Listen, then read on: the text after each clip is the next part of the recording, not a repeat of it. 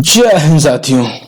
Current affair में आज चर्चा का विषय है जनरल उपेंद्र द्विवेदी। साथियों, कौन है ये जनरल उपेंद्र द्विवेदी और क्या क्या है इनके कारनामे और क्या होने वाला है इनके साथ, जो आपके सामने वीडियो में चलते हुए दिख रहे हैं। आप देख रहे हैं भारत के अगले सेना प्रमुख बनने वाले हैं और कौन से क्रम के सेना प्रमुख बनेंगे इसके बारे में हम आपको बताने वाले हैं। साथियों, साथ ही साथ आप हमारे साथ देखेंगे आज की चर्चा में चंद्रबाबू नायडू के बारे में, जो कि एक बहुत ही बड़े सारथी की भूमिका निभा रहे हैं।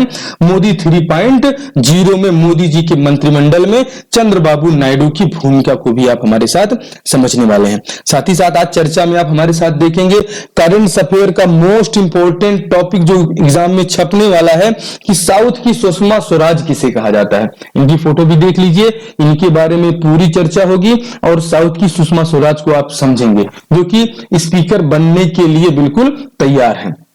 साथियों, करंट अफेयर में आप देखेंगे मोहन मांझी जो कि ओडिशा के नए मुख्यमंत्री बने हैं, मात्र 52 साल के हैं और केवझर से जीत कर साथियों ये आए हैं, जिन्हें आप जानते हैं मोहन मांझी कौन है, ओडिशा राज्य के नवनिर्वाचित मुख्यमंत्री। इनकी पूरी चर्चा आप हमारे साथ देखने वाले हैं। मोहन मांझी के बारे में जानेंगे, जिनकी उम्र मात्र 52 साल है और मोदी मंत्रिमंडल के सारथी 3.0 की चर्चा आप जरूर हमारे साथ देखिएगा।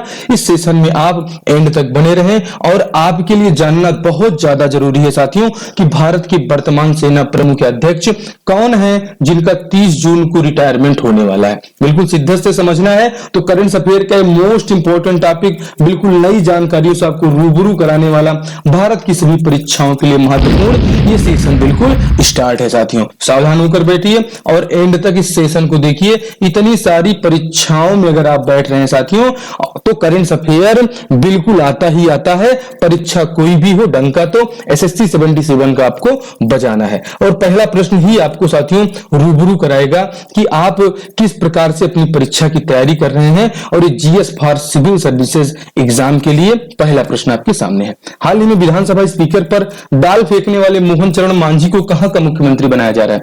साथियों, बहुत महत्वपूर्ण प्रश्न है और ये इन सभी परीक्षाओं में कई बार पूछे गए हैं और ये पूछे जाने के बिल्कुल एकदम चांसेस हैं। और ऐसे ही प्रश्न एग्जाम में पूछे जाते हैं जो थोड़ा सा चर्चा में रहते हैं, परिचर्चा में रहते हैं।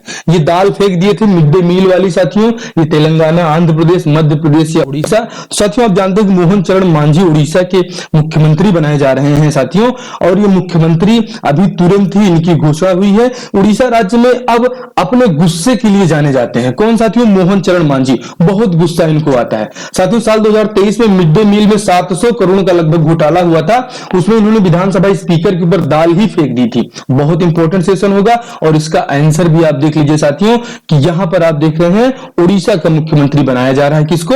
इनको, मोहन मांझी को। मोहन मांझी कौन है साथियों? उम्र 52 साल है, 1.97 करोड़ की संपत्ति है और शिक्षित भी है, ग्रेजुएट हैं, समाज सेवा करते हैं और उड़ीसा के 15वें चीफ मिनिस्टर का ये जो है साथियों पदभार संभालने वाले हैं। हाल ही में आंध्र प्रदेश के मुख्यमंत्री चंद्रबाबू नायडू ने नवीन राजधानी किसे बनाने का निर्णय लिया है। आपके सामने 4 ऑप्शन आपके सामने आ चुका है, हैदराबाद, अमरावती और उसके बाद आप देखते हैं विजयनगर या कि विशाखापट्टनम। साथियों, बिल्कुल बहुत ही इंपॉर्टेंट प्रश्न है और एकदम सभी को जो न्यूज से जुड़े हुए हैं वो इस प्रश्न को बिल्कुल देख पा रहे होंगे कि साथियों अमरावती को नई राजधानी बनाने का निर्णय चंद्रबाबू नायडू ने लिया है और ये इनका ड्रीम प्रोजेक्ट था। साल 2015 से ही ये बनाने के चक्कर में पड़े हैं, लेकिन जिसका उद्घाटन मोदी जी ने किया था वो अब जाके चंद्रबाबू नायडू पावर में आने के बाद सारा काम करने वाले हैं। जानिए आंध्र प्रदेश की नई राजधानी के बारे में साथियों।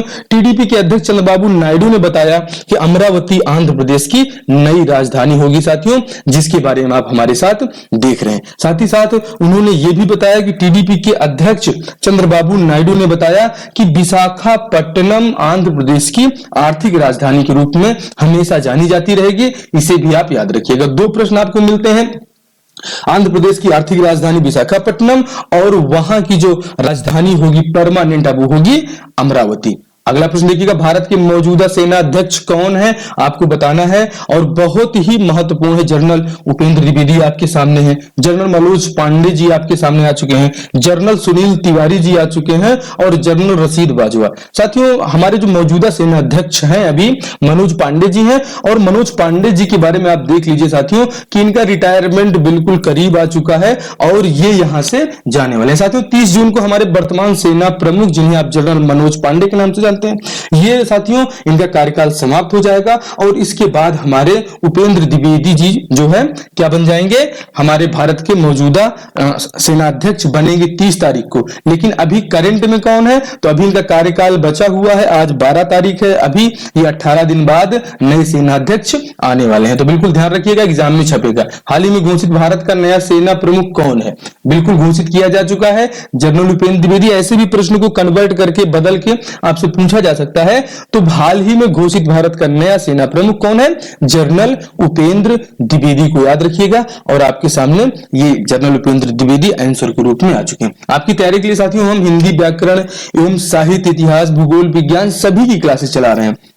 आप इन्हें ध्यान से देखें और हमारे जो है सेशन को लगातार अटेंड करें। साथियों, दग्गुबाती पुरंदेश्वरी कौन है, यही है साथियों जो साउथ इंडिया की साथियों कही जाती है क्या, सुषमा स्वराज। और चंद्रबाबू नायडू की साली है, साली मतलब आधी घरवाली, और राज्य में जो है ये मुख्यमंत्री है चंद्रबाबू नायडू, और इनकी जो साली साहिबा है वो बनने वाली है 18वीं लोकसभा की लोकसभा स्पीकर। ठीक है, तो इनका नाम ध्यान दीजिएगा और इनका पूछा जाएगा दग्गुबाती पुरंदेश्वरी, जो साथियों साउथ इंडिया की जो है क्या कही जाती है, कमेंट में आप बताइएगा। इन लोकसभा स्पीकर के रूप में इन्हें अच्छे से साथियों आप लोग जानते हो, और इससे पहले हमने आपको बताया कि ये साथियों क्या करने वाली हैं। तो आप इनको बिल्कुल रिवीजन करते हुए चलिएगा। और ये पुरंदेश्वरी बहुत महत्वपूर्ण है और ये आपके एग्जाम में छपेंगी साथियों अगली लोकसभा स्पीकर के रूप में। इन सभी प्रश्नों को रिवाइज करते हुए देखते हुए आपको चलना है साथियों, और दग्गुबाती पुरंदेश्वरी को आपको समझना है।